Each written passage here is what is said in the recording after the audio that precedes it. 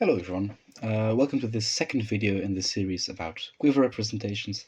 Today I'm going to be talking about the path algebra. I'm going to be giving a definition and some very basic examples and properties, but really I should point you to the lecture notes of Bill Crowley-Bovey's lecture series. I think he gave a seminar or something in 1992, and he typed up some lecture notes. The link is in the description. There are some interesting exercises in that document. One of them I'll highlight at the end of the video probably.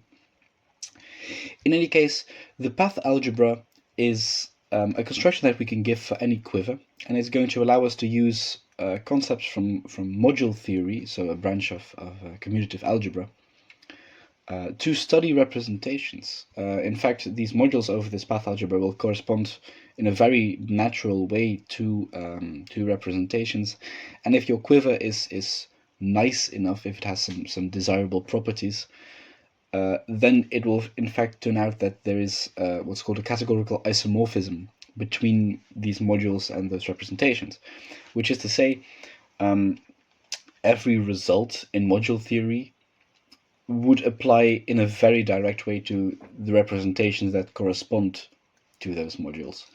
Anyway, I'm getting ahead of myself. Let's first define what a path is, because as you can imagine from the word, a path algebra is constructed using paths. Now, the definition of a path is really probably the one you're already thinking about, right? So if I have some quiver Q here, let's say like this, maybe I'll go like this, 1, 2, 3, 4, and then alpha, beta, gamma, delta, the usual, using integers to denote the vertices, using Greek letters to denote arrows. A path is going to consist of a sequence of arrows that you can join one after the other. That is to say, if I have some sequence of arrows a1, an, let's take them to be finite. Then I want to have the property that the terminating vertex of the ith arrow is the starting vertex of the I plus 1th arrow. They follow each other naturally. And in fact, we'll use a notation very similar to this to denote these arrows.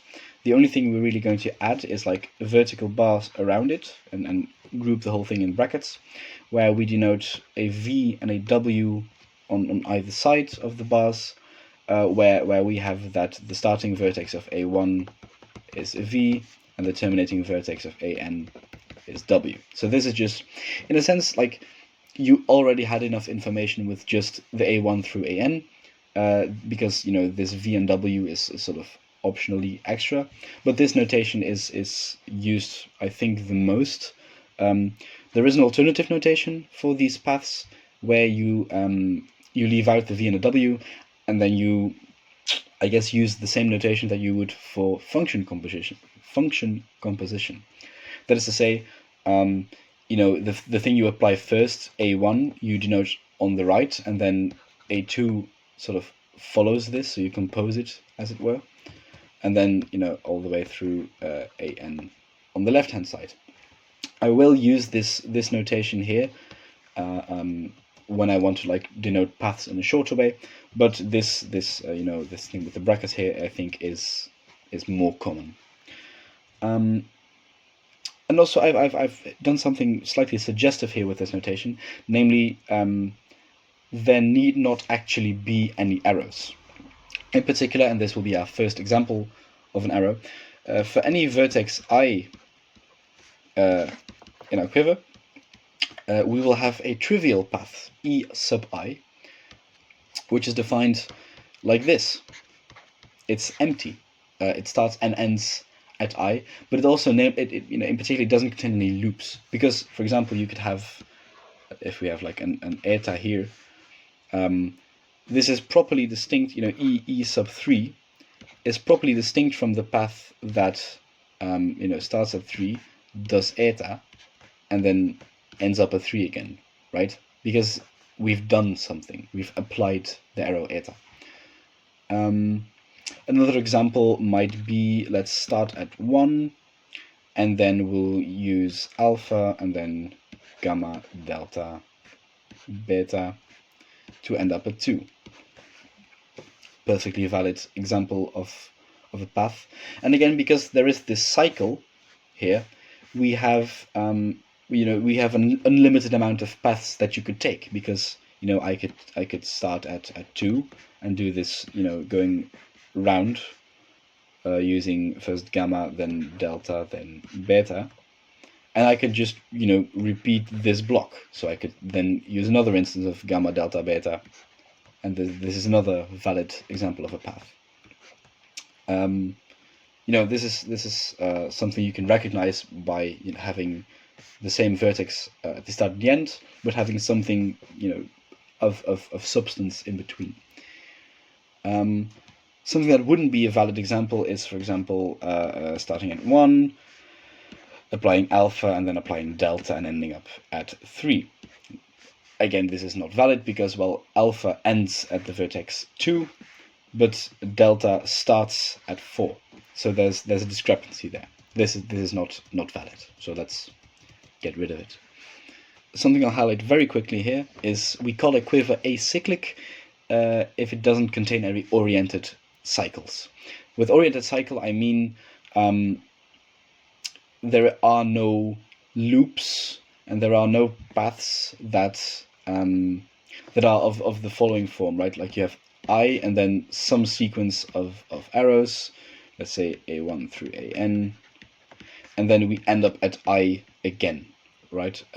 Where these are like definitely there are actually arrows there.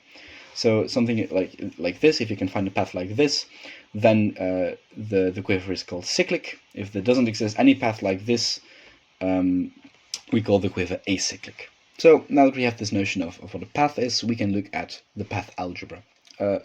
As a quick reminder, an algebra over some field k. Let's fix some field k. An algebra A over this field is going to be a k vector space where we also have a multiplication map. Let's say I'll denote it with like a bullet. So it's going to take 2 elements from A and return another element from A, another vector. And where this multiplication map is compatible with the scalar multiplication that we already had using the vector space structure. That is to say, if I have 2 vectors v and w in A and I have 2 scalars lambda and mu in the field K, then it holds that if I take lambda times v and I multiply that by mu times w, then there should be lambda mu, where this is just again multiplication within the field K, times v multiplied by w. So this is this is a scalar, this is a vector, and this would then be defined in its own right. So that's what an algebra is. And then for the path algebra in particular, we're going to construct some vector space out of the paths of a given quiver, and then define a multiplication map like this using concatenation.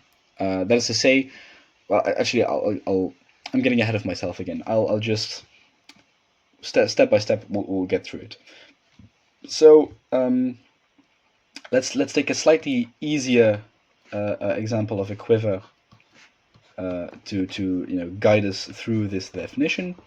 I'll just take 2 arrows between 3 vertices in this way. So how do we get a vector space that in some way corresponds to these paths? Well, we can just construct a vector space from a given basis, and the basis we're going to take is all of the paths within this quiver Q. In this case, we are lucky enough to have a quiver where we can just enumerate all of the possible paths, being the trivial paths first and foremost, so E1 through E3, and then we have the path which starts at 1, does alpha, and ends at 2, and then we have the path that starts at 2, does beta, and then ends in 3. Also, there is the composition. There is the path that does this, right? So that is the path that starts at 1, does alpha and then beta, and then ends at 3. I will denote this one using just alpha, this one using just beta, and this one, again, using the shorter notation that we had before, using beta alpha. So these are all of the possible paths that you could have in this Quiver Q, and we'll just take this as a basis for the vector space. Again, over some fixed field k here. The addition of these things is going to be purely formal. That is to say, there's nothing extra going on. There's no way to reduce, for example, E1 plus E3. There's no way to write this, for example, in terms of alpha and beta or whatever. We're just going to have purely formal sums and purely formal scalar multiplication. So again, there's no way to interpret 2 alpha or whatever. It's just going to be the element alpha multiplied by the scalar 2, right? So that's the vector space that we're working over. The interesting thing really comes from how we're going to define this multiplication map. So let's say that we want to multiply 2 paths, starting at V and then A1 through AN and ending in W, and we want to multiply this by V prime, let's say, and then A1 prime through to A. Actually, this can be a different length, so AM prime, and then ends in W prime. Not being very original with the naming here. So we want this multiplication to behave like concatenation of paths. Well, we can only concatenate them if W and V prime are the same. So that's what we'll put as the requirement. If W equals V prime, that's a very big prime, slightly more modest prime. And it's just going to be defined as sticking them tip to tail, basically. So it's going to be the path starting at V, and then doing everything that this left-hand operand did. And then, in particular, to be a fully well-defined path, the terminating vertex of this one has to equal the starting vertex of this one if we want to just join them end to end. But we can do that because, well, that's precisely the requirement that we impose. So this is going to be A1 prime followed by all the rest, all of the arrows that this right-hand operand does, finally concluding with AM prime, and then ending in W prime finally. Now, what do we do if we can't concatenate the paths like this? We just set it to 0. And 0 being an element of the field, because that's a requirement. That's the neutral element for the addition and the. Actually, I don't know what that's called. In Dutch, we have a word, het absorberend element, like the absorbing element for the multiplication. I don't know what that's called in English. The absorbing element, whatever. So that's how this multiplication is defined. And so in particular, we can look at the following, right? We, again, keeping in mind that this multiplication has to be bilinear, we can use this quote-unquote formula to define or sort of get a feeling for how this multiplication would behave on general elements of the vector space. Let's say, for example, I have 2e1 plus 3 alpha, and I want to multiply this by, let's say we're working over the field of complex numbers here, as we tend to do, and then we want to multiply this in some sense by let's say 7 minus I beta alpha plus 2 beta. Why not? So the distributive property holds because that's a consequence of this bilinearity. So we I guess have to, there's a word for that, we have to foil it out. So that's first and then outer inner last, I think it means. So the combination of the first two terms, that's going to be 2e1 times 7 minus I beta alpha. What's that supposed to mean? Well, again, we can bring the scalars out front. So it's going to be 2 times, and here this multiplication just means like the multiplication of complex numbers. That's going to be the scalar in front of it, and then times e1 multiplied by beta alpha, plus, I realize I might be running out of space here. We'll see where we end up. The outer terms then is going to be, I'll just do the multiplication of the scalars in one go. So that's 4e1 times beta, like this. And then the inner terms, that's going to be, well, 21 minus 3i alpha multiplied by beta alpha. And then finally 6 alpha multiplied by beta. This is a very ugly expression, but we can simplify some things. Can I like move this in some way? Or move it upwards? Ah, okay. Well, so whatever. That's good enough. So in particular, we can already write this as, so this is going to be 14 minus 2i. And then, well, e1 multiplied by beta alpha. For this to be well defined, let's move it slightly higher. For this to be well defined, the terminating vertex of e1 would have to equal the starting vertex of alpha beta, of beta alpha, right? Now, if we take a look at what our quiver originally looked like, this is in fact the case, right? Because the terminating vertex here is 1, and the starting vertex here is also 1.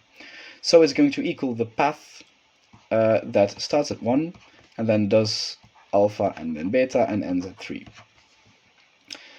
Now for this term here, well, notice that it isn't the case that these can be matched tip to toe, or tip to tail, I think it's called. Since, well, again, this is still going to be terminating at 1, but beta starts at 2, so that's incompatible. So this whole thing will just drop to 0. It'll just cancel out. And a similar thing is going on here, right? Alpha has terminating vertex 2, and alpha beta, or this fact here, beta alpha, this has starting vertex 1. So that also doesn't match up. So this also will be set to 0, and in fact this whole thing will be set to 0, right? And then finally, 6 alpha multiplied by beta, well, this is concatenatable, right? Because alpha terminates at 2 and beta starts at 2. So here we can just say plus 6 times beta alpha. It's a bit confusing initially when you see that this multiplication reverses the order, as it were. But you know, this is the end result that you get. And in particular, we can write this now, this path that we had here, we can write this as 14 minus 2i alpha beta, beta alpha plus 6 beta alpha. So in particular, the whole thing is going to be equal to 20 minus 2i beta alpha. Right, so wait, how do I move the thing again? Oops. I don't really know how this drawing program works, to be honest. Right, so the last thing I want to do is quickly highlight some examples of properties of this path algebra construction. And as I mentioned in the beginning of the video, really just go to William Crawley Bovey's lecture notes, do the exercises there. They're not always easy. You do have to, like, you know, I just gave a refresher of the definition of an algebra. You really have to, like, get into your head all of these definitions from commutative algebra, like what's a Noetherian ring and what's a prime ideal, and all of these things, these ring theoretical concepts. Just give them a quick refresher. The one thing I do want to highlight here is, well, let's say that you have a very simple quiver here, a single vertex and a single loop. Let's look at the path algebra of this. So all of the possible paths here, let's make a set of them. It's going to be, well, the trivial path E1, and then the path that starts at 1, does alpha, and ends at 1. Well, and actually we can repeat that, so we can have like 1 alpha twice, and then 1. And actually we can repeat this as often as we like, right? So I'll just write dot dot dot suggestively. And in fact, even you could write E1, you could think of E1 as doing alpha 0 times. And here we do alpha 1 time, and here we do alpha twice.